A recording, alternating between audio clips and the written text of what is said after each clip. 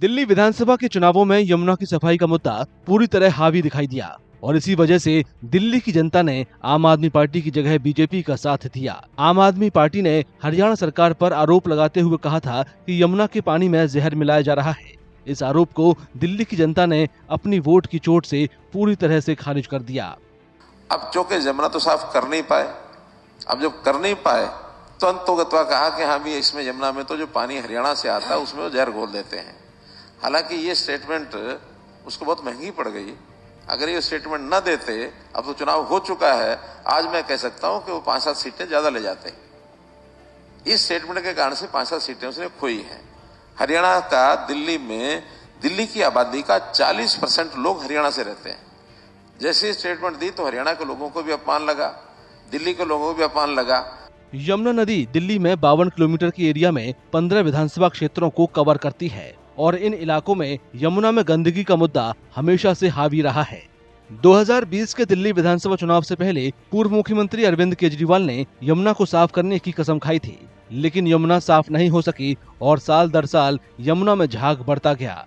यमुना साफ नहीं करने की वजह से छठ पूजा के दौरान आम आदमी पार्टी को काफी आलोचना का भी सामना करना पड़ा था। लगभग 30-32 दिन के बाद छठ का त्योहार है और छठी मैया के लिए कितनी आस्था है पूरी दिल्ली में, पूरे देश में, वो हम सबको मालूम है। और जो स्थिति अभी यमुना की दिख रही है, यहाँ पर इस समय इस यमुना में एक कीड़ा, एक मछली भी जिंदा नहीं रह सकती।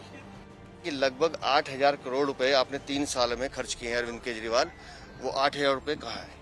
बीजेपी ने जब चुनाव प्रचार के दौरान यमुना में प्रदूषण को लेकर आम आदमी पार्टी पर अपने हमले तेज किए, तो आम आदमी पार्टी ने भी पलटवार करते हुए हरियाणा की बीजेपी सरकार पर यमुना में जहर मिलाने का आरोप लगाया था। भारतीय जनता पार्टी की हरियाणा की सरकार ने दिल्ली में यमुना से आने वाले पानी में जहर मिला के भेज दिया है। ये तो हमारे भलाव, हमारे दिल्ली जल बोर्ड के इंजीनियर्स का कि उन्होंने पकड़ लिया।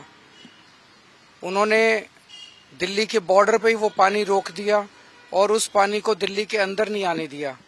अगर वो पानी दिल्ली के अंदर आ जाता और पीने के पानी में मिल जाता, दिल्ली के अंदर ना जाने कितने लोगों की मौत हो जाती, एक मास जेनोसाइड हो जाता दिल्ली के अंदर। अगर ये पानी जो भारतीय जनता पार्टी की हरियाणा सरकार ने दिल्ली में भेजा है, इसके अंदर उन्होंने ऐसा जहर मिला के भेजा है जिसका दिल्ली में जो वाटर ट्रीटमेंट प्लांट्स हैं उसमें भी उसकी सफाई नहीं हो सकती। हालांकि आम आदमी पार्टी ने बाद में सफाई देते हुए कहा था कि केजरीवाल यमुना के पानी में अमोनिया के बढ़ते स्तर का जिक्र कर रहे थे, लेकिन उनका जहर वाला बयान राजनीतिक रूप से उल्टा पड़ गया। बीजेपी ने यमुना के पानी में जहर मिलाने के केजरीवाल के आरोपों को तुरंत एक भावनात्मक मुद्दे में बदल दिया। प्रधानमंत्री नरेंद्र मोदी ने इस बयान की निंदा करते हुए इसे हरियाणा और सभी भारतीयों का अपमान बताया। जवाबी पलटवार में पीएम मोदी ने सवाल पूछा कि क्या हरियाणा के लोग दिल्ली में अपने परिवारों के पीने वाले पानी में जहर मिला देंगे? पीएम मोदी के इस सवाल ने मतदाताओं को काफी प्रभावित किया और इससे बीजेपी की तरफ दिल्ली के मतदाताओं का अटैचमेंट बढ़ा। जब दिल्ली में प्रदूषण होता है तो ये हरियाणा के किसानों को गालियां देते हैं। अब आपदा वालों ने हरियाणा के लोगों पर पानी में जहर मिलाने का आरोप लगाया है। दुनिया को गीता का ज्ञान देने वाली धरती के लोगों पर आपदा वालों ने ऐसा घिनौना आरोप लगाया।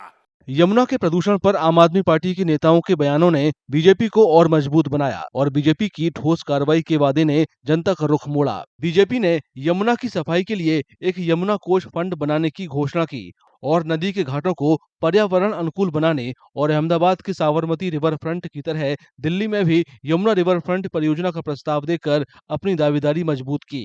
अहमदाबाद में साबरमती के तट पर वर्ल्ड क्लास रिवर फ्रंट बना दिया।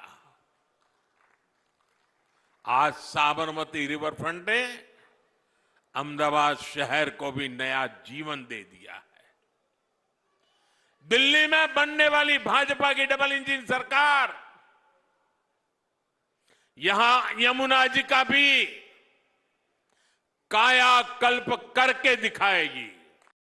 26 साल के लंबे इंतजार के बाद बीजेपी ने अब जब दिल्ली की सत्ता में वापसी की है, तो अब सबकी निगाहें यमुना की सफाई और रिवर फ्रंट के विकास के वादों पर रहेगी। Please subscribe to the channel and download the Politicos app from the links in the description.